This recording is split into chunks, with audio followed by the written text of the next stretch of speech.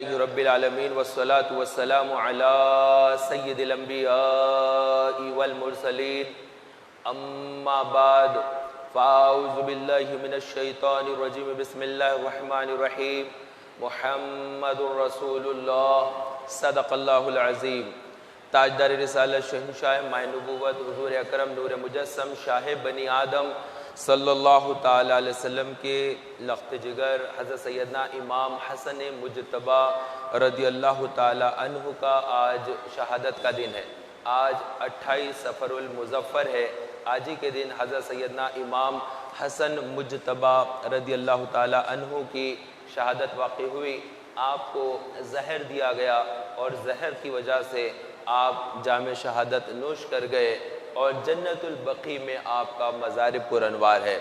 اللہ تبارک و تعالی حضرت سیدنا امام حسن مجتبی رضی اللہ تعالیٰ عنہ کے درجات کی اور بلندی عطا فرمائے اور ان کے صدقے ہم سب کی بخشش و مغفرت فرمائے۔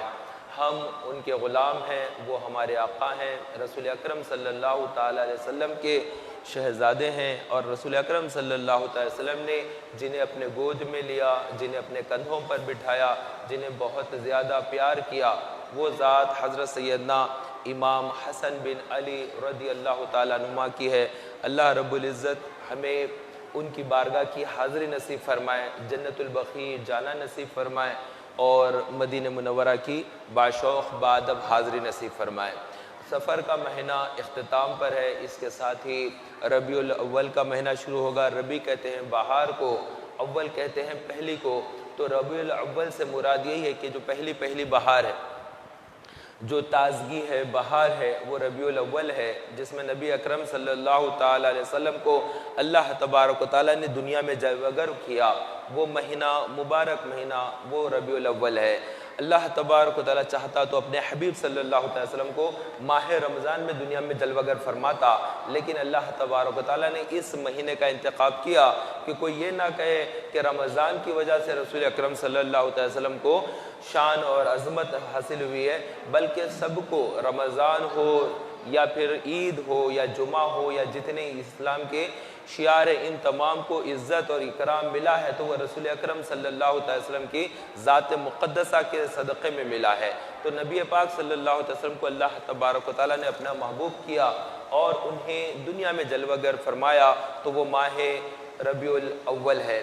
اللہ تبارک و تعالیٰ اس آنے والے مہینے کا ہمیں استقبال کرنے، یعنی خوش دلی کے ساتھ سنتوں پر عمل کرنے اور کثرت سے درود اور سلام پڑھنے کی ہمیں سعادت نصیب فرمائے۔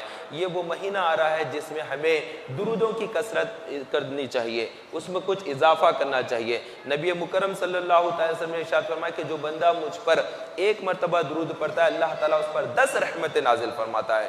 جو 10 مرتبہ درود پڑھتا ہے، اللہ تعالیٰ اس پر 100 رحمتیں نازل فرماتا ہے، اور جو 100 مرتبہ درود پڑھتا ہے، اللہ تبارک و تعالیٰ اس کی دونوں آنکھوں کے درمیان میں لکھ دیتا ہے کہ یہ بندہ نفاق سے آزاد ہے اور جہنم کی آگ سے بری ہے۔ تو وہ بندہ جہنم کی آگ سے بری ہے، نفاق سے آزاد ہے، جو روزانہ 100 مرتبہ درود پڑھنے کا معمول رکھتا ہے۔ تو اپنے معمولات کے اندر درود پاک کو پڑھنا کا نظام رکھ لیجئے کہ روزانہ کچھ درود پڑھ لیا کرے۔ اگر اتنا نہ ہو تو پھر آپ یوں کر لیں کہ ہر نماز کے بعد ہی 10 مرتبہ درود پڑھ لے کے اس طرح 50 مرتبہ ہو جاتے ہیں، کہ نبی پاک صلی اللہ تعالی وسلم نے کثرت درود پڑھنے والے کی بڑی فضیلت بیان کی ہے۔ ایک شخص حضرت سیدنا ابی رضی اللہ تعالیٰ عنہ حاضر ہوئے اور آ کر عرض کرنے لگے، یا رسول اللہ، میں چاہتا ہوں کہ آپ پر کثرت سے درود پڑھوں، تو میں کیا 1/3 حصہ اپنا درود کے لیے مقرر کر لوں، یا فرائض اور واجبات ادا کرنے کے بعد جو ٹائم میرے پاس بچتا ہے اس میں سے 1/4 حصہ 1/4 حصہ میں کر لوں؟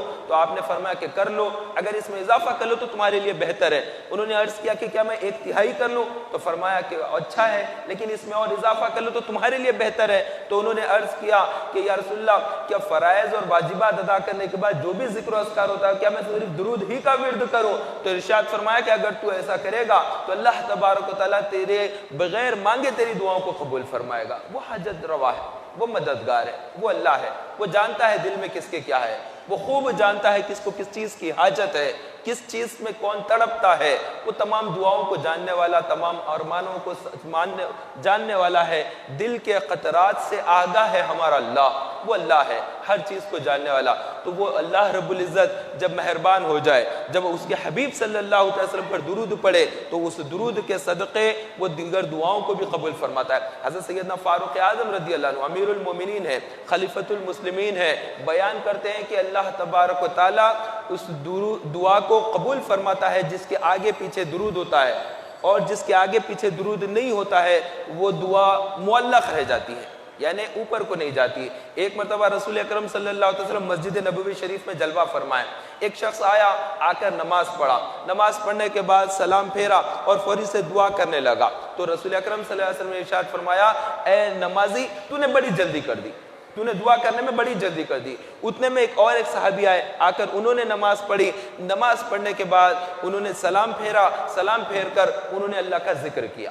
سلام پھیرنے کے فوری بعد بیٹھ کر انہوں نے اللہ کی تسبیح بیان کی، اللہ کی حمد کی، اللہ کی ثنا کی انہوں نے. اس کے بعد رسول پاک صلی اللہ علیہ وسلم کے پر درود بھیجا، اور اس کے بعد جب انہوں نے دعا کے لیے ہاتھ اٹھایا تو رسول پاک صلی اللہ علیہ وسلم نے ارشاد فرمایا، اے نمازی مانگ تیری دعا قبول ہوگی، اے نمازی مانگ تیری دعا قبول ہوگی. اس طرح 3 مرتبہ فرمایا رسول اکرم صلی اللہ علیہ وسلم، 3 دفعہ فرمایا کہ مانگ تیری دعا قبول ہوگی. تو جب نماز پڑھ لے تو کچھ ذکر کریں اللہ کا، پھر کچھ درود پڑھ لے، اور اس کے بعد پھر اللہ کی بارگاہ میں ہاتھ اٹھائیں. اللہ تعالیٰ ہاتھوں کو خالی نہیں آنے دیتا. جمعہ کے دن کی جو دعا کی جاتی ہے وہ بھی رد نہیں ہوتی ہے. خاص طور پر اس وقت جب خطیب جمعہ کے لیے کھڑا ہو جائے اور پھر خطبہ دے رہا ہے، خطبہ اولا ہو گیا، پھر وہ بیٹھا اور اس کے بعد خطبہ ثانی کے لیے ٹھہرنے والا ہے، تو جتنی دیر کے لیے بیٹھا اتنی دیر کے لیے جو دعا مانگی جاتی ہے وہ دعا بھی قبول ہوتی ہے. لیکن اس میں ہاتھ اٹھا کر دعا نہ مانگے، سب کے سب ہاتھ اٹھا کر نہیں دعا مانگے، بلکہ ہاتھ ویسے ہی رکھیں، دل سے دل میں دعا مانگے. زبان سے بھی کہنے کی ضرورت نہیں ہے، دل میں آپ پڑھ لیں، اللہم ربنا آتنا فی الدنیا حسنۃ وفی الآخرۃ حسنۃ وقنا عذاب النار.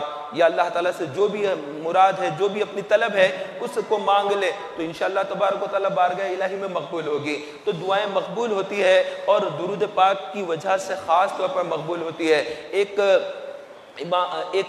بزرگ نے فرمایا کہ اگر کسی بادشاہ کا بہت بڑا دربار ہو اور اس کا بہت بڑا دروازہ ہو، اس پر آ کر کوئی صدا لگائے گا تو اس کو بادشاہ کہے گا کہ یہ میرے دربار پر آیا ہوا ہے، اس کو خالی ہاتھ کیسے لوٹائیں؟ تو وہ اس کو کچھ عطا کر دیتا ہے. تو یہ رب العالمین کا دربار ہے، اس کی بارگاہ سے مانگنے والے کو وہ رد نہیں کرتا. اس سے مانگے، اس کی بارگاہ میں ہاتھ پھیلائیں، عاجزی انکساری اسی کے لیے تو کرنا ہے. وہی تو ہے، وہی تو معبود ہے، اسی کے لیے تو ہمیں عاجزی کرنا ہے، اسی کے آگے تو اپنی پیشانی زمین پر رکھنا ہے. اور عرب کا جو غرور تھا کہ ہماری پیشانی بہت بلند ہے، شان ہے، تو اللہ تعالیٰ نے اسی پیشانی کو سجدے کے لیے رکھ دیا کہ تمہارا غرور نہیں، میری بارگاہ میں سجدہ کرو. تو وہ سجدہ رکھا گیا ہے، تو اللہ کی بارگاہ میں سجدہ کریں، اس کے حبیب صلی اللہ علیہ وسلم پر درود بھیجیں. اللہ تبارک و تعالیٰ کی ذات لم یلد ولم یولد ہے، نہ اس کی کوئی اولاد ہے، نہ وہ کسی کی اولاد ہے، ان تمام چیزوں سے پاک ہے. ہاتھ سے پاک، پیر سے پاک، آنکھ، ناک، سر، دل، ان تمام چیزوں سے پاک ہے اللہ کی ذات. ایسے وجود سے پاک ہے، جس طرح انسان کو وجود بخشا تو ایسے وجود سے پاک ہے. اللہ نور السماوات والارض، اللہ تعالیٰ زمینوں اور آسمانوں کا نور ہے. اللہ کی ذات نور ہے، وہ خالص نور ہے اور اپنے آپ سے ہے. ایسا نہیں کہ کسی اور نے اسے پیدا کیا ہو، بلکہ وہ خود سے ہے. کب سے ہے؟ ہمیشہ سے ہے. کب تک رہے گا؟ ہمیشہ رہے گا. ہمیشہ سے ہے اللہ، ہمیشہ رہے گا اللہ. اسی کا نور ہے، زمینوں اور آسمانوں کا نور ہے اللہ. تو اس کے طرف اس کا سمت کون سی ہوگی؟ سمت اور جہت اور ڈائریکشن سے پاک ہے اللہ تعالیٰ کی ذات. اور وہ ذات اولاد سے پاک ہے، جیسے کہ ہم لم یلد ولم یولد میں فرما دیا گیا. تو وہ رب جو ہر چیز سے پاک ہے، بے نیاز ہے، اللہ الصمد ہے، بے نیاز ہے اللہ کی ذات. کسی کا حاجت مند نہیں ہے کہ کسی کے ذریعے کچھ کام اس کا ہوگا، نہیں ہے حاجت مند. ہم اگر کوئی اناج نہ اگائے تو ہم کیا کھائیں گے؟ کسان اگر اناج نہ ہوگا تو کیا کھائیں گے؟ کوئی پانی اگر نہ پہنچایا تو ہم کیا پیئیں گے؟ کوئی دیواریں نہ بنایا تو ہم رہیں گے کیسا؟ کوئی چیز ہم ہر ایک کے حاجت مند ہے، بغیر اطراف کے لوگوں کے ہمارا کوئی کام نہ بنے. لیکن اللہ تبارک و تعالیٰ کی ذات بے نیاز ذات ہے، اللہ الصمد ہے، اور اس کی اولاد نہیں ہے، اس کو نہ وہ کسی کی اولاد ہے، لیکن اس کا ایک محبوب ہے. اس کا ایک محبوب ہے جس کو اس نے بنایا ہے، جس کو وہ بہت زیادہ چاہتا ہے، بہت زیادہ، جس سے اللہ محبت کرتا۔ وہ محبوب ہے، وہ محبوب کبریا محمد الرسول اللہ صلی اللہ تعالی وسلم کی ذات اقدس ہے، جس سے اللہ نے بے پناہ محبت عطا فرمائی، بہت زیادہ اللہ تعالیٰ نے محبت کی۔ اور اللہ تبارک و تعالیٰ کی بارگاہ میں جب اس کا واسطہ دیا جاتا ہے، اس محبوب کا وسیلہ لیا جاتا ہے، تو اللہ تبارک و تعالیٰ دعا کو قبول فرماتا ہے۔ ہم ایک بھکاری ہے، اگر جاتے ہیں کسی دربار پر اور جا کر دیکھتے ہیں، فقیروں کو بھی دیکھتے ہیں کہ وہ کہتا ہے کہ تمہاری اولاد کی خیر ہو، تمہارے بچوں کی خیر ہو، تمہارا خیر کرے، تمہارے گھر کا بھلا کرے اللہ، تو کہتے ہیں کہ یہ فقیر بڑا مؤدب ہے، اچھے ادب کے ساتھ مانگ رہا ہے، یہ اصل میں خیرات مانگ رہا ہے، لیکن کہہ رہا کیا ہے کہ میرے بچوں کی خیر ہو کہہ رہا ہے، تو اس کو دے دیتے ہیں کہ دراصل یہ بھیک مانگ رہا ہے، لیکن اس کا انداز یہ ہے میرے بچوں کی خیر، میرے گھر والوں کی خیر، میرے لیے خیر کی بات کر رہا ہے، اس کو صدقہ دے دیتے ہیں، اس کو خیرات دے دیتے ہیں۔ ایسے ہی اللہ تبارک و تعالیٰ چونکہ اولاد سے پاک ہے اس کی ذات، اور اس کے لیے ہم کیا کریں کہ اس کا جو محبوب ہے، اس محبوب کے لیے ہم بارگاہ میں ہم درود بھیجیں، کہ جب درود بھیجا جاتا ہے تو اللہ تبارک و تعالیٰ کی بارگاہ میں عرض گزار ہو رہا ہے، گویا جیسے اے الہ العالمین تیرے حبیب صلی اللہ علیہ وسلم پر درود بھیج، تو رحمت نازل فرما اپنے محبوب پر، ہم کہیں نہ کہیں اللہ تعالیٰ تو خود درود نازل فرماتا ہے، خود خدا پاک ان پر درود بھیج رہا ہے، ان پر سلام بھیج رہا ہے، تو یہ اللہ تعالیٰ تو بھیج ہی رہا ہے، درود اور سلام کے جو ہے گوہر اللہ تعالیٰ انہیں عطا فرما رہا ہے، لیکن ہم جو مانگ رہے ہیں یہ خیرات ہے کہ ہم اپنے اس کے محبوب کی بارگاہ میں ہم ایک مناجات کر رہے ہیں رب کی بارگاہ میں کہ اس کے حبیب کے صدقے میں ہمارے کام بنا دے، ہمارے رکے ہوئے کام بن جائے، ہمارے اٹکے ہوئے کام نکل جائے، ہمارے بگڑے ہوئے کام سنور جائے۔ تو ہم اپنے کاموں کو بنانے کے لیے، اپنی دنیا اور آخرت کو بنانے کے لیے اللہ تبارک و تعالیٰ کی بارگاہ میں دعا کرتے ہیں، تو اس میں رسول پاک صلی اللہ علیہ وسلم کا وسیلہ لیتے ہیں، نبی پاک صلی اللہ علیہ وسلم کا واسطہ دیتے ہیں اللہ کی بارگاہ میں، تو دعائیں قبول ہوتی ہے۔ یہ جو مہینہ آ رہا ہے بڑا مبارک مہینہ، یہ میلاد النبی کا مہینہ آ رہا ہے، یہ رسول اکرم صلی اللہ علیہ وسلم کی آمد کا مہینہ ہے۔ آج 28 تاریخ ہے، چاند 29 کا بھی ہو سکتا، 30 کا بھی ہو سکتا، 1-2 دن اور ہیں، اس کے ساتھ ہی پھر ربیع الاول کا مہینہ شروع ہوگا۔ تو یہ وہ مہینہ ہے جس کے اندر ہمیں کچھ اپنے اعمال میں اضافہ کرنا ہے۔ وہ کون سے اعمال ہے جس کا ہمیں اضافہ کرنا ہے؟ تو رسول اکرم صلی اللہ علیہ وسلم کی شریعت ہے، متحرہ ہے، جس پر اور مضبوطی سے عمل کرنا ہے، ان کی سنت مبارکہ ہے جس کو اختیار کرنا ہے۔ وہ کیسی سنتیں ہیں؟ وہ پیاری سنتیں جس کے بارے میں خود نبی پاک صلی اللہ علیہ وسلم نے ارشاد فرمایا، جو میری سنتوں کو آخر زمانے میں مٹی ہوئی سنت کو زندہ کرے گا، اللہ تبارک و تعالیٰ اسے 100 شہیدوں کا ثواب عطا فرمائے گا، 100 شہیدوں کا ثواب اس کو عطا کیا کرے گا اللہ جو مٹی ہوئی سنت کو زندہ کرے گا۔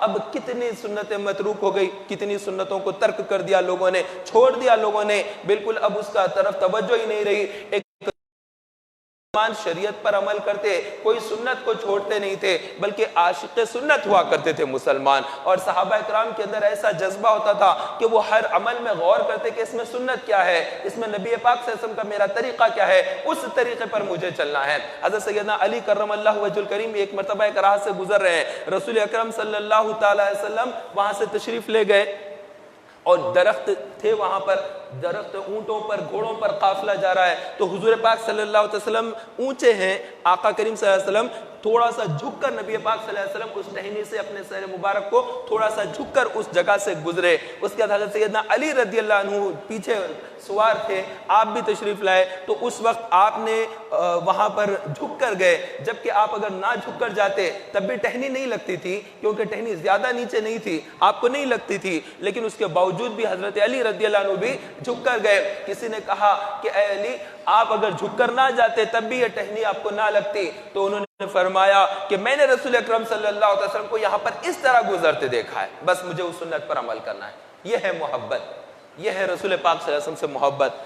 ٹہنی لگتی ہو نہیں لگتی ایسے سروکار نہیں ہے، بلکہ رسول پاک صلی اللہ علیہ وسلم کی سنت کو دیکھ لیا ہے، اس سنت پر عمل کرنا ہے۔ تو ایسے تھے صحابہ، ایسے تھے عاشق، ان کا عشق ہم سنتے تو ہم سمجھتے کہ کیا ہیں یہ لوگ، یہ کیسے مجنون ہیں، کہ کیسے ہیں یہ دیوانے ہیں، یہ کیسے ہیں، یہ رسول پاک صلی اللہ علیہ وسلم کے عاشق ہیں، یہ بے پناہ محبت کرنے والے رسول پاک صلی اللہ علیہ وسلم سے۔ حضرت سیدنا عثمان بن عفان رضی اللہ تعالیٰ عنہ ایک مرتبہ عصر کے لیے وضو کیا، عصر کی نماز پڑھنے کے لیے وضو کیا اور وضو پڑھنے کے بعد مسکرائے۔ کسی نے پوچھا کہ آپ نے کیوں مسکرایا؟ تو انہوں نے فرمایا کہ مجھے کچھ نہیں معلوم، بس اتنا کہ ایک مرتبہ میں نے رسول اکرم صلی اللہ علیہ وسلم کو دیکھا تھا کہ عصر کے بعد انہوں نے وضو کرنے کے بعد مسکرائے، تو میں بھی اس سنت پر عمل کر رہا ہوں۔ بس اس سے اور کوئی سروکار نہیں ہے کہ کیا وجہ ہے، بس رسول اکرم صلی اللہ علیہ وسلم نے مسکرایا، مجھے اس سنت پر عمل کرنا ہے۔ تو مسکرانا سنت ہے رسول اکرم صلی اللہ علیہ وسلم کی، اس سنت پر عمل ہے، یہ صحابی رسول کا۔ تو صحابہ اس طرح سے عمل کیا کرتے تھے۔ ایک صحابی ہے حضرت عبداللہ بن عمر رضی اللہ تعالیٰ عنہ، وہ ایک مرتبہ ایک راہ سے گزر رہے تھے، تو انہوں نے وہاں پر ایک درخت کے پاس وہاں پر اترے اور وہ درخت کے پاس اپنا امامہ کھولا اور پھر وہاں پر باندھ کر امامہ پھر آگے چلے۔ تو کسی نے پوچھا کہ کیا وجہ ہے، آپ یہاں سے جاتے جاتے رکے کیوں اور امامہ کیوں باندھا یہاں پر؟ تو انہوں نے کہا کہ بس میں نے ایک مرتبہ نبی پاک صلی اللہ علیہ وسلم کو اس درخت کے نیچے امامہ باندھتے ہوئے دیکھا تھا، میں نے نبی پاک صلی اللہ علیہ وسلم کو امامہ باندھتے ہوئے دیکھا، تو میں نے یہاں پر امامہ باندھنا ہے۔ تو ایک صحابی کو دیکھا رسول پاک صلی اللہ علیہ وسلم کے، تو انہوں نے ایک درخت کے پاس سے ایک گھوڑا یا اونٹ، ان کی جو بھی سواری تھی، اس کو ایک مرتبہ گول پھرا کر وہاں سے لے کے گئے۔ کسی نے پوچھا کہ آپ نے یہ گول پھرا کر یہاں سے کیوں لے گئے؟ تو انہوں نے کہا کہ مجھے نہیں معلوم، ایک مرتبہ میں نے یوں دیکھا تھا نبی پاک صلی اللہ علیہ وسلم کو کہ وہ اس طرح یہاں سے گئے تھے، تو بس اسی عمل پر مجھے عمل کرنا ہے۔ تو یہ تھے عاشق، یہ تھے عمل کرنے والے۔ اب ہم لوگ عمل کی دنیا سے بالکل بے راہ ہو گئے، ہم راہ چھوڑ چکے ہیں، ہم سنتوں کو ترک کر چکے ہیں، ہماری زندگی بالکل عجیب و غریب زندگی ہے، ہم عمل کے نام پہ صفر ہو گئے ہیں، ہمارے اعمال بہت ہی کمزور ہو گئے، ہمیں اپنے اعمال کے اندر اضافہ کرنا پڑے گا، ہمیں اپنے اعمال کی تجدید کرنا پڑے گا، ہمیں پھر سے نئے سرے سے غور و فکر کر کے اپنے اعمال کو بہتر کرنا ہوگا۔ نبی پاک صلی اللہ علیہ وسلم کا جو طریقہ کار ہے، اس طریقہ کار پر عمل کرنا ہے۔ صحابہ کرام جمعہ کی تیاری کے بارے میں اتنا بیان کرتے ہیں کہ وہ جمعہ کے دن غسل کرنے کو واجب سمجھتے ہیں اپنے اوپر، حالانکہ غسل کرنا سنت ہے، لیکن نبی پاک صلی اللہ علیہ وسلم کی زبان اقدس سے انہوں نے سنا جمعہ کے فضائل، کہ جمعہ کے دن جو بندہ غسل کرے، مسواک کرے، سرما لگائے اور تیل لگائے اور پھر خوشبو لگائے اور اس کے بعد پھر وہ مسجد میں آ جاتا ہے، تو اس کے پچھلے گناہوں کو اللہ تعالیٰ بخش دیتا ہے۔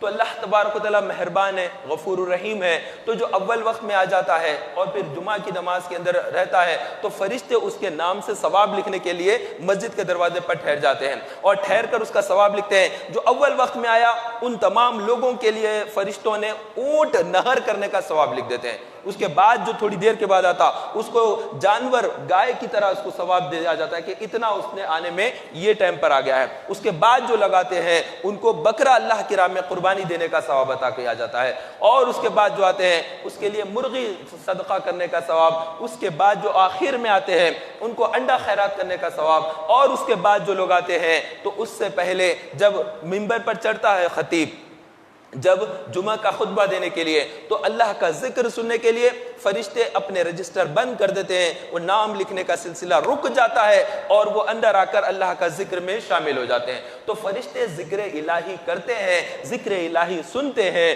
اس میں شامل ہوتے ہیں، تو ان کا نام اس میں شامل نہیں ہوتا۔ جو اضافی ثواب ہے، جو اونٹ کا ثواب ہے، جو گائے کا ثواب ہے، جو بکرے کا ثواب ہے، جو مرغی کا ثواب ہے، جو انڈے کا ثواب ہے، یہ جلدی آنے والوں کے لیے زیادہ ثواب، دیر سے آنے والوں کے لیے۔ تو آپ یوں اندازہ لگا لیجیے جو پہلے کی صفحے ہیں، جو شروع کے 2-3 صفحے ہیں، جنہوں نے اول وقت میں آ گئے کہ ہم پہلے جائیں گے، ان کو ثواب ہے۔ اس کے بعد والے پھر وہ آخر میں جو صحن مسجد میں رہتے ہیں، اور اس کے بعد اور تاخیر سے جو آتے ہیں، وہ بیچاروں کو خطبہ سنتے وقت بھی بیٹھنے کو جگہ نہیں ملتی، تو وہ وہاں پر وضو خانے کے پاس کھڑے رہتے ہیں کہ جیسے ہی جماعت قائم ہوگی، لوگ آہستہ آہستہ آگے ایڈجسٹ ہو جائیں گے، تب وہ آ کر ٹھہر جاتے ہیں۔ حالانکہ خطبہ بیٹھ کر سننا سنت ہے، اور خطبہ سنتے وقت کی سنت میں بھی یہ ہے کہ دیوار کو ٹیک لگا کر نہ سنے، بلکہ 2 زانو بیٹھے، جیسے نماز کی حالت میں بیٹھتے ہیں، اتحیات میں جیسا بیٹھتے ہیں، اس طرح سے اتحیات میں بیٹھنے کا طریقہ۔ ہم 4 رکعت فرض پڑھتے ہیں روزانہ ظہر کی، لیکن جمعہ کے دن 2 رکعت فرض ہو گئی ہے۔ جمعہ کے 2 رکعت فرض ہے، یہ نماز فرض ہے جمعہ کی،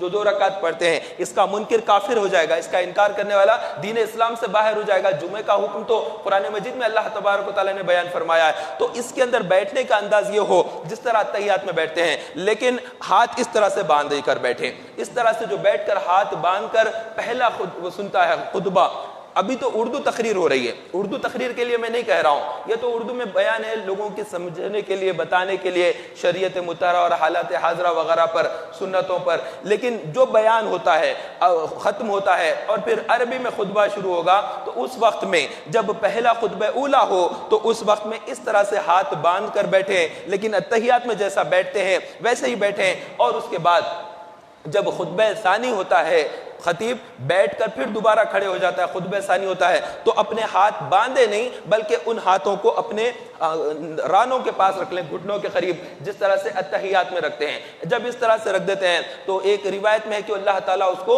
2 رکعت نماز کا ثواب عطا فرماتا ہے. تو اتنا زیادہ توجہ جو ہے خطبے کے لیے دینا ہوتا ہے. ہم خطبہ سننے کے اندر بھی وہ ہوتا ہے کہ کتنے لوگ کھڑے ہو گئے ہیں، کتنے لوگ تاخیر سے آئے ہیں، پھر جیسے ہی سلام پھیرے ہیں بس دعا جلدی ختم ہو جائے، جلدی ختم ہو جائے کہ ہم جلدی سے نکل جائیں اور پھر کاج میں لگ جائیں. تو اللہ تبارک و تعالیٰ برکت دینے والا ہے. آپ کتنی روٹی کما لیں، کتنا رزق کما لیں، برکت اللہ ہی کے ہاتھ میں ہے. آدمی کتنی جو ہے دوائیں کھائے گا صحت مند ہونے کے لیے، لیکن شفا تو اللہ ہی کے ہاتھ میں ہے. تو اللہ تعالیٰ چاہے تو شفا دے دے. ہم آئینہ خرید سکتے ہیں لیکن بینائی نہیں خرید سکتے، تو اللہ تبارک و تعالیٰ دینے والا ہے. تو اللہ تعالیٰ کی ذات پر بھروسہ. تو ہم جتنا وقت مسجد کے اندر گزاریں گے، اللہ تبارک و تعالیٰ کی عزت اور جلال کی قسم ہمارا کوئی خسارہ نہیں ہوگا بلکہ اس میں ہمارا نفع ہی ہوگا. ذکر اللہ کا کرنا ہے، مسجد میں بیٹھنا ہے تو یہ مسجد میں کچھ اپنا وقت بڑھا لیں. اب ربیع الاول کا مہینہ آ رہا ہے، اس مہینے کی کثرت کیجئے، کم از کم 313 مرتبہ روزانہ درود پاک پڑھیے. اس کو بھی کثرت میں شمار کیا ہے. جو جنگ بدر میں صحابہ تھے ان کی تعداد 313 تھی، اتنی تعداد کو بھی کثرت کے اندر شمار کر لیا ہے بعض علماء نے، اتنی تعداد کو بھی کثرت میں. تو جو بندہ کثرت سے درود پاک پڑھتا ہے تو بروز قیامت وہ رسول اکرم صلی اللہ علیہ وسلم کے قرب میں رہے گا. حشر کے دن اللہ تعالیٰ اپنے حبیب صلی اللہ علیہ وسلم کے ساتھ رکھے گا.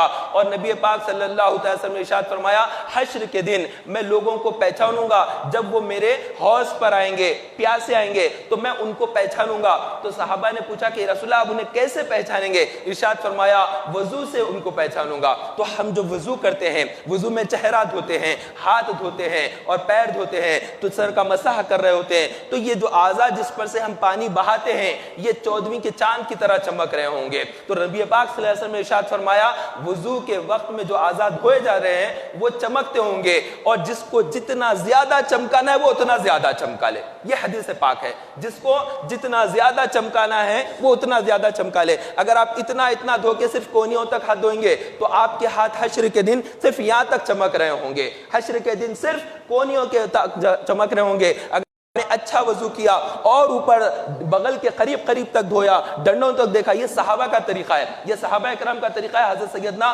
ابو ہریرہ رضی اللہ تعالیٰ عنہ بغل کے قریب تک دھوتے تھے کہ انہوں نے یہ حدیث بیان کی کہ رسول پاک صلی اللہ علیہ وسلم نے ارشاد فرمایا، جو جتنا زیادہ چمکانا ہے اپنے بدن کو اتنا زیادہ چمکا لے. تو وہ چاہتے تھے کہ میں زیادہ، تو آدھے ڈنڈ تک صحابہ کا طریقہ تھا. ہم تو بس کوہنیوں سمیت دھو لیے تو ہو گیا. بعض کی تو حالت یہ ہوتی ہے کہ وہ وضو بھی برابر کوہنیوں تک نہیں دھوئے، چہرہ دھوئے تو کچھ حصہ یہ چھوٹ گیا، اور ایڑیاں جب پیر دھوتے ہیں تو ایڑیاں چھوٹ جاتی ہے تو نماز ہی نہیں ہوتی ہے. صحابہ اکرام علیہم رضوان کا طریقہ یہ تھا کہ وہ آدھی پنڈلی تک پیر دھویا کرتے تھے، آدھی پنڈلی تک پیر دھویا کرتے تھے. کتنا عمل تھا ان کے پاس، کیسا ان کا وضو تھا. اب وہ جب طہارت کرتے تھے تو طہارت کا ان کا انداز یہ تھا کہ وہ جو پہلے طہارت ڈھیلے سے کرتے تھے، اس کے بعد ڈھیلے سے سکھانے کے بعد، پیشاب کرنے کے بعد ڈھیلے سے سکھانے کے بعد پھر وہ پانی سے بھی دھویا کرتے تھے. اتنی زیادہ نفاست، اتنی زیادہ پاکی. وہ طہارت والے لوگ تھے، وہ پاک لوگ ہیں، وہ جو صحابہ اکرام ہیں جو دنیا سے پردہ کر گئے. اب ہم جیسے لوگوں کی بڑی کثرت ہو گئی ہے،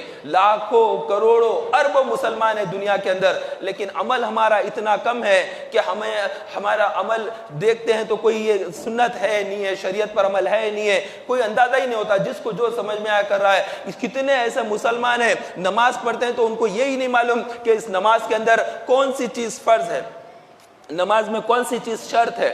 شرائط نہیں پتا ہے نماز کے کہ آ کر کھڑے ہیں نماز پڑھ رہے ہیں، بڑی تعداد ہے، مسجدیں بھر جاتی ہے جمعہ کے دن، لیکن ان سے پوچھ لیں کہ آپ نے بھی 2 رکعت جمعہ کی نماز پڑھی، بتائیے اس میں کیا کیا نماز کی شرط تھی، کیا نماز کے اندر فرض تھا، کیا نماز میں واجب ہے، کیا نماز میں سنت ہے، اور یہ نہیں پتا، نماز کے اندر کے فرائض نہیں پتا ہوتے ہیں، سجدے میں کیا فرض ہے اور کیا چیزیں کرنا، کیسا سجدہ صحیح طور پر ادا کرنا چاہیے اندازہ نہیں ہوتا ہے، بس کسی کو دیکھا سامنے والے کو بس ہم بھی کر رہے ہیں۔ وضو خانے پر دیکھتے ہیں لوگوں کو، بچوں کو، کہ وہ بڑوں کو دیکھتے ہیں کہ اس طرح وضو کر رہے ہیں، ان کے دیکھا دیکھی بچے بھی کر لیتے ہیں، یا نماز پڑھ رہے ہیں دیکھتے ہیں کہ اس طرح سے ہاتھ اڑائے، چھوٹے بچوں کو دیکھیں آپ، ہم کون سا باقاعدہ انہیں سکھا رہے ہیں، بس وہ بچے ہم کو دیکھ لیتے ہیں، سمجھ کر سیکھ کر لیتے ہیں۔ ایک دور تھا، ایک وقت تھا، ہم بھی کم سن تھے، ہم بھی چھوٹے تھے، ہماری عمریں کم تھی، ہم بھی آخر صف کے ہم بھی رہنے والے تھے، مصلی تھے، تو اس وقت میں ہم دیکھتے تھے آگے والوں کو، دیکھ کر لیا کرتے، تو یہ دیکھا دیکھی میں جو ہم نے کر لیا ہے، سیکھ لیا ہے، اس میں کامل طور پر نہیں سیکھا ہے، صحیح طور پر نہیں سیکھا ہے، کچھ سیکھا ہے، کچھ چیزیں چھوٹ گئی ہے، تو اس کو صحیح طور پر سیکھنا پڑے گا۔ جب تک صحیح طور پر نہیں سیکھیں گے تو صحیح طور پر ادا نہیں ہوگا، تو بعض دفعہ فرض بھی چھوٹ جاتا ہے۔ رسول اکرم صلی اللہ علیہ وسلم نے ارشاد، ایک مرتبہ صحابہ کے سامنے وضو کیا، ایک مرتبہ چہرہ دھویا، ایک مرتبہ ہاتھ دھویا، ایک مرتبہ سر کا مسح اور ایک مرتبہ پاؤں مبارک کو دھویا، اور فرمایا یہ اللہ تعالیٰ کی طرف سے فرض ہے، بتا دیا کہ یہ اللہ تعالیٰ کی طرف سے فرض ہے۔ دوسری مرتبہ کرنے کے بعد ارشاد فرمایا یہ 2 دفعہ کرنا یہ اضافی ثواب ہے۔ پھر تیسری مرتبہ چہرہ، 3 مرتبہ چہرہ دھونا، 3 مرتبہ ہاتھوں کو دھونا اور پورے سر کا مسح کرنا، ایک بار میں پورے سر کا، یہاں سے یہاں تک، پھر ہتھیلیوں سے ادھر تک، پھر انگلیوں سے کانوں کا اور انگوٹھوں سے پیچھے کا اور پیچھے کے حصے سے گردن کا، پورا مکمل سر کا، کانوں کا اور گردن کا مسح ایک دفعہ میں کیا نبی پاک صلی اللہ علیہ وسلم نے۔ کرنے کے بعد فرمایا یہ میری سنت ہے، اور پھر پیروں کو 3 مرتبہ دھویا، سیدھے قدم کو پہلے 3 دفعہ دھویا، پھر نبی پاک صلی اللہ علیہ وسلم نے بائیں قدم کو 3 مرتبہ دھویا اور ارشاد فرما دیا یہ میرا طریقہ ہے۔ تو یہ رسول اکرم صلی اللہ علیہ وسلم کا طریقہ ہے، تو ہم 3 مرتبہ دھو بھی رہے ہیں، اس کے باوجود بھی ایڑی سوکھی رہ جاتی ہے۔ کوئی آتا ہے تو جلدی جلدی نماز کو تو ایڑی سوکھی رہ جاتی ہے۔ ایک مرتبہ جہاد کا موقع تھا، جہاد میں صحابہ کرام نبی پاک صلی اللہ علیہ وسلم کے ساتھ تھے، عصر کا وقت آ گیا، سفر کی حالت ہے، ایک جگہ ٹھہرے تھے، پڑاؤ ڈالا کہ وقت جلدی سے ختم نہ ہو جائے، صحابہ نے جلدی جلدی پانی میسر جس جگہ پر آ جاتا وہاں پر پڑاؤ ڈال دیتے تھے تاکہ وضو کر لے، نمازیں پڑھ لے، اور جو جانور ہے، گھوڑے اونٹ ہے، انہیں پانی دستیاب ہو جائے۔ تو اس طرح سے پانی وغیرہ جانوروں کو پلا رہے ہیں، اور پھر وہاں پر صحابہ جلدی جلدی وضو کرے۔ نبی پاک صلی اللہ علیہ وسلم نے ایک صحابی کو دیکھا، انہوں نے تیزی سے وضو کیا اور ایڑی کا کچھ حصہ سوکھا رہ گیا، تو ارشاد فرمایا ایڑیوں کو اچھا طرح سے دو، ایڑیاں ورنہ جہنم میں ہوں گی۔ وہ ایڑیاں جہنم میں ہیں جنہوں نے وضو کے اندر ایڑیوں کو سوکھا رکھ دیا۔ تو یہ وعید ہے، یہ وعید ہے۔ اللہ تبارک و تعالیٰ ناراض ہے کہ تم صحیح طور پہ وضو نہ کرتے ہیں۔ لیکن یہاں پر ایک بات بیان کر دوں کہ یہ وضو کا طریقہ جب بیان کیا جاتا ہے، غسل کا طریقہ بیان کیا جاتا ہے، یا تیمم کے ذریعے پاک ہونے کا طریقہ بیان کیا جاتا ہے کہ وضو کرنے کے لیے پانی میسر نہیں ہے، ہم سفر پہ جا رہے ہیں، کار وغیرہ میں بیٹھے ہیں، یہاں سے بنگلور جا رہے ہیں، بامبے جا رہے ہیں، کہیں بھی جا رہے ہیں، تو راستے میں ہمارا کچھ ایسا راستہ آ گیا کہ اب ٹائم ختم ہو رہا ہے نماز کا اور فجر کا وقت ختم ہو رہا ہے، ہم فوری سے کریں کہ اب کیا کریں، پانی نہیں ہے، کار کے اندر پانی نہیں ہے، اب کیا کریں، فوری سے گاڑی بازوک لے لیتے ہیں، جو مٹی ہوتی ہے مٹی کے اوپر ہم دونوں ہاتھ مار دیتے ہیں، نیت کر لیتے ہیں کہ اے اللہ میں پاکی کی نیت کرتا ہوں، وضو کی، تیمم کی نیت کرتا ہوں۔ نیت کرنا فرض ہے، تو تیمم کیا ہے؟ دونوں ہاتھوں کو زمین پر مارنا، مارنے کے بعد ان ہاتھوں کو پلٹا لینا، اس طرح سے پلٹا لینا، یہ سنت ہے۔ اس کے بعد پھر دوبارہ اس طرح سے کریں، یہ سنت پر عمل ہوا۔ پھر یہ حصے سے یہ حصے کو 3 دفعہ مارنا، نبی پاک صلی اللہ علیہ وسلم نے 3 دفعہ اس طرح سے یہ ہاتھ کے اس حصے سے اس حصے کو مارا تاکہ جو کنکرے وغیرہ ہوتے ہیں وہ جھڑ جائیں، گر جائیں۔ اس کے بعد پھر چہرے کے اوپر اپنا مسح کیا، مسح نبی پاک صلی اللہ علیہ وسلم نے کیا 1 دفعہ۔ اس کے بعد پھر زمین پر ہاتھ مارا، پھر ہاتھ کو سیدھا کیا، پھر ہاتھ کو پلٹایا، 3 دفعہ اس طرح سے مارا۔ اس کے بعد پہلے سیدھے ہاتھ کا مسح کیا، پھر بائیں ہاتھ کا مسح کیا۔ تو یہ جو کرنا ہے، ان 3 چیزیں کرتے ہیں تو تیمم ہو جاتا ہے۔ اب آپ نماز پڑھ لیں، آپ وضو کر چکے ہیں، وضو کے لیے پانی نہیں ہے، تو وضو کے لیے پانی نہیں ہے تو یہ تیمم کا طریقہ ہے۔ انسان مٹی سے بنایا گیا ہے، انسان مٹی سے پیدا کیا گیا ہے، مٹی ہی میں ملنے والا ہے اور مٹی اس کو پاک کرتی ہے۔ پانی میسر نہیں ہے تو مٹی سے کریں، اگرچہ کہ 100 سال تک پانی نہیں ملا، آپ کسی طریقے سے کچھ 2 قطرے پانی ڈالے رہے ہیں، ایک ایسی جگہ پر جا کر پھنس گئے، تب بھی آپ کو لیے تیمم کر لیتے ہیں تو نماز ہو جاتی ہے، تیمم سے نماز ہو جاتی ہے۔ اگر کوئی نماز کے لیے آنا چاہتا ہے لیکن پانی میسر نہیں ہے کہ نہائے، غسل اس کے اوپر لازم ہو گیا ہے، نہانا اس کے لیے ضروری ہو گیا ہے، شادی شدہ ہے یا جوان آدمی ہے، اس کو احتلام ہو گیا ہے، اب اس کو فجر کی نماز پڑھنا ہے، وقت جا رہا ہے اور پھر اس کے پاس پانی میسر نہیں ہے، ایسی صورت میں بھی یہ جو میں نے تیمم کا طریقہ بتایا، ایک نیت ہے، دوسرا چہرے کا مسح کرنا ہے، تیسرا دونوں ہاتھوں کا مسح کرنا ہے، یہ 3 فرض ہے، صرف اور صرف 3 فرض ہے، آپ یاد رکھ لیجئے۔ ان 3 فرضوں پر عمل کرتے ہیں تو وضو اگر نہیں کیا ہے تو بھی اس کی جگہ تیمم ہے، اگر غسل کرنا تھا تو غسل کی جگہ بھی یہ تیمم کافی ہو جاتا ہے۔ آپ یہ سوچیں گے کہ ارے جسم کے ناپاک تھا، میرا سارا وجود کے لیے نہانا ضروری تھا، کیونکہ حدیث پاک میں ہے کہ جو آدمی غسل جس پر واجب ہو جاتا ہے کہ ہر بال سے غسل چھوڑائے، صاف کرے، سارے بالوں سے پانی بہائے، پورے وجود پہ سے پانی بہائے، یہ اس وقت ہے جبکہ پانی میسر ہے، آدمی صحت مند ہے، پانی میسر ہے، تب وہ غسل کرے، لیکن آدمی بیمار ہے جائے گا تو مر جائے گا، تو ایسی صورت میں وہ غسل نہ کرے، تیمم کر لے۔ تو تیمم غسل کے لیے بھی کفایت کرتا ہے، تیمم وضو کے لیے بھی کفایت کرتا ہے، ایک تیمم دونوں چیزوں کے لیے کفایت کرتا ہے۔ اس طرح سے کوئی جمعہ کے دن غسل کیا، سارے بدن پہ سے پانی بہا لیا، نہاتے ہیں نا جمعے کے دن تو سبھی لوگوں نے غسل کیا ہوگا، سنت بھی ہے، غسل کیا اور اس غسل کے اندر چونکہ ہاتھوں پہ سے پانی بہ گیا، چہرے پہ سے پانی بہ گیا، سر پہ سے مسح کیا، پورا پانی بہ گیا، تو اب وضو الگ سے کرنے کی ضرورت نہیں ہے، اسی میں وضو بھی ہو گیا ہے۔ آپ جب غسل کرتے ہیں سارے بدن پہ سے پانی بہاتے ہیں تو ہاتھ بھی دھل گئے، چہرہ بھی دھل گیا، سر پہ سے مسح کیا، سر پہ سے پورا پانی بہ گیا اور دونوں پیر بھی دھل گئے، تو یہ 4 چیزیں جب ہو گئی ہیں تو آپ کا وضو ہو گیا ہے، آپ سیدھا آ کر نماز کے لیے ٹھہر سکتے ہیں۔ کتنے لوگ گھر میں غسل کر کے لباس پہن کر عطر وغیرہ لگا کر آتے ہیں، پھر آنے کے بعد وضو خانے پہ چلے آتے ہیں کہ میں جا کر وضو کروں۔ اب کیوں وضو کر رہے ہیں آپ دوبارہ؟ آپ یہ سمجھ رہے ہیں کہ آپ باوضو نہیں ہیں، آپ باوضو ہیں، وضو ہو گیا۔ وضو کے اندر نیت کرنا سنت ہے، اگر آپ نیت کرتے ہیں تو اس سنت پر عمل ہوگا، اسی وقت نیت کر لیں وضو کی تو وضو کی نیت بھی ہو جائے گی، سنت بھی ہو گیا۔ اگر نیت نہ بھی کی تب بھی فرض تو 4 ہی ہے، وضو کے فرض تو 4 ہی تھے، چہرہ دھونا، دونوں ہاتھوں کو کونیوں سمیت دھونا، پورے سر کا 1/4 سر کا مسح کرنا، دونوں پیروں کو ٹخنوں سمیت دھونا، یہ 4 فرض ادا ہو گئے ہیں، تو اس کے اوپر فرض جو ہے سنت بھی پر بھی عمل ہو گیا ہے، نیت اگر کرتے ہیں تو اس طرح سے چیزیں ہیں، ہمیں دھیان رکھنا پڑے گا، خیال رکھنا پڑے گا۔ لیکن ایک بات جو حضرت سیدنا امام محمد غزالی رحمت اللہ تعالی علیہ فرماتے ہیں کہ آدمی بہت زیادہ صاف ستھرا رہنے کے لیے جو سمجھتا ہے وہ یہی ہے کہ غسل، وضو، تیمم، پاک و صاف، میرے کپڑے بالکل اچھے رہے اور بالکل دھلے ہوئے رہے، اجلے صاف ستھرے رہے، بلکہ استری کرے ہوئے کپڑے رہے، تمام پاکی، صفائی، نظافت، گھر دھونا اسی کے اندر لگا رہتا ہے۔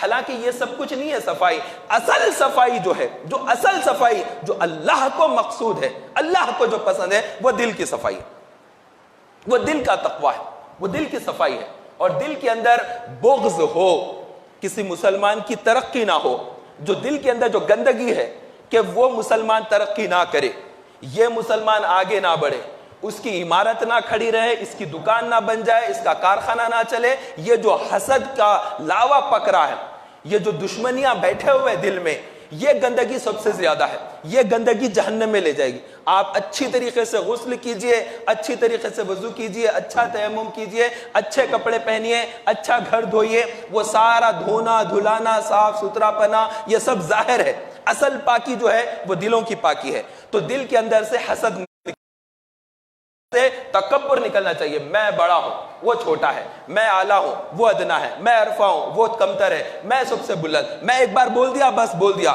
میں جو کہہ دیا نا وہ ہو جانا چاہیے، سنتا میں یہ میں بولنے والی بکری سب سے پہلے چھری کے نیچے آ جاتی۔ تو یہ میں تکبر، یہ غرور، یہ اللہ کو ناپسند ہے۔ تو گندگی ہے اس کو پہلے صاف کریں، یہ بغض ہونا، یہ عناد، یہ دشمنی، یہ غصہ، یہ قہر، یہ جلال، یہ اس کو مار دوں، اس کو توڑ دوں، اس کے نقصان پہنچا دوں، اس کو گالیاں دے دوں، اس کو برا بھلا کہہ دوں، ماں باپ کا کیا ہے، انہوں نے کیا ہے تو ہم نے بھی ان کو یہ کر دیا ہے، پڑوسیوں کے ساتھ یہ، رشتہ داریوں کو کاٹ دیا، دوستیوں کو توڑ دیا، یعنی ہر چیز سے آدمی جو ہے برائی کر رہا ہے۔ تو دل جس کا گندگی میں ڈوب گیا وہ سب سے زیادہ گندا ہے، وہ زیادہ ناپاک ہے. ورنہ ناپاکی کیا ہے؟ ہم کہتے ہیں نا کافر کو کیا کہتے ہیں؟ ہم مشرک کے لیے کیا کہتے ہیں؟ مشرک نرے ناپاک ہے. تو کیا مشرک پانی نہیں نہاتے؟ بالکل نہاتے ہیں. کیا صاف ستھرے کپڑے نہیں پہنتے؟ اجلے کپڑے پہنتے ہیں، استری کرے ہوئے کپڑے پہنتے ہیں. اس کے باوجود بھی وہ نرے ناپاک کیوں ہو گئے؟ اس لیے کہ اللہ کی توحید ان کے دلوں میں نہیں ہے. تو دل ان کا توحید سے ہٹ کر بت پرستی میں، اس لیے وہ ناپاک ہے. تو جن کے دلوں میں بت ہے، تکبر کا بت ہے، وہ بھی ناپاک ہے. جن کے دلوں میں حسد ہے وہ دل بھی ناپاک ہے. جن کے دلوں میں غرور ہے، جن کے دلوں میں انانیت ہے، میں پن ہے، اکڑ ہے، میں بھی سلام نہیں کرتا، انہوں نے سلام نہیں کرے میں بھی نہیں کرتا. تو رسول اکرم صلی اللہ علیہ وسلم نے ارشاد فرمایا جو پہلے سلام کرا وہ تکبر سے بری ہے، وہ تکبر سے آزاد ہے. تو آپس میں نا اتفاقی ہو گئی تو منہ پھیر لیتے ہیں، سلام نہیں کرتے. یہ طریقہ کتنا غلط ہے. ایک مسلمان سے آپ منہ پھیر لیے، بات نہیں کریں، 3 دن تک اسی کیفیت میں رہیں گے تو آپ گناہگار ہو گئے، سخت گناہگار ہو گئے. تو سلام کرنے میں پہل کرنے کا یہ سنت ہے، اس سنت پر عمل کریں. ہم سلام کرتے ہیں تو جواب نہیں، انہیں سلام ہم کو پہلے کرے، یہ تمنا لے کر بیٹھنا. یہ ماہ میلاد آ رہا ہے، سفر کی آج 28 تاریخ ہے. آج امام حسن رضی اللہ تعالیٰ عنہ کی شہادت کا دن ہے، اور ایک دن 29 یا 30 اس کے بعد پھر شروع ہو جائے گا میلاد النبی کا مہینہ. تو اس مبارک مہینے میں جس میں رسول اکرم صلی اللہ علیہ وسلم کی ولادت ہوئی ہے، جلوہ گر آقا کریم صلی اللہ علیہ وسلم ہوئے، تو ہم اس میں درود کی مقدار بڑھا لیں. روزانہ کچھ معمول رکھ لیں کہ میں ڈیلی 100 مرتبہ درود پڑھوں گا. 12 ربیع الاول تک کم از کم روزانہ میں 100 مرتبہ درود پڑھوں گا. اس طرح سے کچھ اپنے آپ کو، اپنے نفس کو پابند کریں. اپنے نفس کو آپ پابند کریں کہ میں کچھ عمل میں اضافہ کروں گا، کچھ شریعت پر عمل کروں گا، کچھ سنتوں پر عمل کروں گا. تو بہت ساری سنتیں نبی پاک صلی اللہ علیہ وسلم کی، اور میرا ذہن آج یہ تھا کہ میں کچھ سنتوں کے متعلق بیان کروں، لیکن اتنا تیزی کے ساتھ وقت ختم ہو جاتا ہے. اللہ اکبر اللہ اکبر. بعض دفعہ خوف ہوتا ہے کہ بیان کے اندر بہت ساری باتیں بولنا ہوتا ہے. سنتوں کے بارے میں میرا ارادہ تھا مسواک کے متعلق بیان کروں، تو دیگر اور بہت ساری سنتیں، سرما لگانے کی سنتیں ہیں، اور عطر لگانے کی سنتیں ہیں، تیل لگانے کی سنتیں ہیں، لباس پہننے کی سنتیں ہیں، جوتا پہننے کی سنتیں. ان تمام سنتوں کے بارے میں تفصیل سے بیان کروں، میں یہ ذہن تھا میرا، لیکن اس کے باوجود بھی نہیں ہو سکا. ابھی دیکھتا ہوں تو 1:45 کے قریب آ گیا وقت، اور اب ٹائم بالکل ختم پر ہو گیا. یعنی وقت ہمیشہ ختم ہی ہو جا رہا ہے. ایسے ہی زندگی کے بہت سے کام باقی رہ جائیں گے، ہم اس دنیا سے گزر جائیں گے. روزانہ دن میں کچھ کام باقی رہ جاتے ہیں. یہ دکان کا تھوڑا سا یہ کام کرنا باقی ہے، وہ دن گزر گیا. دوسرے دن کر لیں گے، وہ دن گزر گیا. گھر میں تھوڑا سا یہ الماری کا کام کرنا باقی تھا، اس دیوار کا اٹھانے کا، اور یہ کام باقی تھا، وہ دن ختم ہو گیا. تو ہر روز کچھ کام باقی رہ جاتا ہے اور دن گزر جاتا ہے، سورج ڈوب جاتا ہے. ایسے وقت کی بڑی قلت ہے، وقت کی بڑی کمی ہے. اللہ نے 24 گھنٹے دیے، لیکن اس میں وقت میں ہمارا بہت تیزی کے ساتھ گزر رہا ہے. ایسا ہے کہ ایک سال مہینوں کی طرح، مہینہ ہفتے کی طرح نکل جا رہا ہے. دیکھتے دیکھتے دیکھتے دیکھتے وقت نکل جا رہا ہے. تو سفید داڑیاں ہو جاتی ہے، بہت جلدی جلدی بوڑھے ہو جاتے ہیں. بچپن چلے گیا، چھٹپن چلے گیا، لڑکپن آ گیا، لڑکپن گیا، جوانی آ گئی، جوانی آئی اور اس کے ساتھ ہی شادی ہوئی، بچے ہوئے، پھر ماں باپ دیکھتے دیکھتے ماں باپ گزر گئے، آدمی ان کی جگہ پر آ کر ٹھہر گیا، بوڑھا ہو گیا، وقت اس کا گزر گیا. تو ہمارا وقت گزر جاتا ہے، نہیں رہے گا یہ وقت باقی. تو یہ جو کم وقت ہمارے لیے ہے، اس وقت کو، اس کی قیمت کو سمجھے، یہ بہت ہی قیمتی ہے. پہلے انبیاء علیہ السلام کے وقت میں لوگوں کی عمریں بہت لمبی ہوا کرتی تھی. حضرت نوح علیہ السلام نے 950 سال دعوت و تبلیغ کا کام کیا. اتنی لمبی عمریں ہوتی تھی، 1400 سال عمریں ہوا کرتی تھی. تو ایک نبی کے بارگاہ میں ایک خاتون آئی، آ کر کہنے لگی یا نبی اللہ میرے لیے دعا کیجئے، میرے چھوٹے چھوٹے بچے بہت جلدی مر جاتے ہیں، میرے بچے کم سنی میں مر جاتے ہیں، دعا کیجئے کہ ان کی عمریں بڑی ہو جائے. تو آپ نے فرمایا تیرے بچوں کی عمر کیا ہوتی؟ کہنے لگی بس 150-200 سال کے بچے، چھوٹے چھوٹے بچے میرے مر جاتے ہیں. تو آپ نے فرمایا 150-200 سال یہ بھی بہت زیادہ ہے.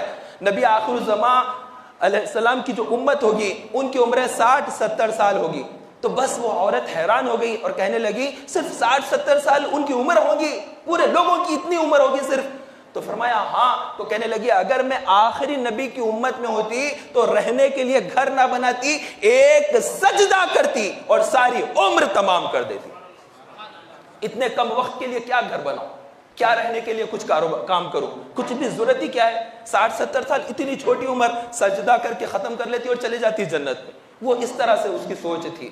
وہ ایک نبی کی امتی ہے، اس نے یہ کم عمر کو سمجھا. ان لوگوں کی عمریں لمبی تھی تو ہم کو ایسا دے گا. ہماری 60-70 سال کی عمر ہے، اب یہ عمر میں ساری چیزیں کرنا ہے، تو ساری چیزیں کرنے کے لیے جلدی جلدی پڑھائی کر لیے، جلدی شادی ہو گئی، بچے ہو گئے، اب لڑائی جھگڑے کر لیے، اب ساری چیزیں کرنا ہے نا کم عمر میں، اور فساد کر لیے، جھگڑے کر لیے، رشتہ داریاں کٹ کر لیے، خاندان سے دور ہو گئے، محلے والوں سے لڑ لیے، کیونکہ کم عمر میں پورے کام کرنا ہے. تو ہماری یہ کام ہے، ہم یہ کاموں میں پڑے، ہم کہاں کہیں وہ دوسرے کاموں میں. اللہ توفیق عطا فرمائے. وقت ختم ہوا، اجازت دیں. انشاءاللہ تبارک و تعالی آنے والا جمعہ میلاد النبی کے قریب قریب کا رہے گا، کیونکہ ربیع الاول شروع ہو جائے، اس پر انشاءاللہ سنتوں پر بیان، نبی پر بیان کریں گے. اللہ تبارک و تعالی ہم سب کو رسول اکرم صلی اللہ علیہ وسلم کی شریعت مطہرہ کا عامل بنائے، عاشق رسول بنائے، سچا غلام رسول بنائے، اور ان کی سنت پر عمل کرنے کی توفیق عطا فرمائے. سنت ادا فرما لیجئے. السلام علیکم ورحمۃ اللہ وبرکاتہ.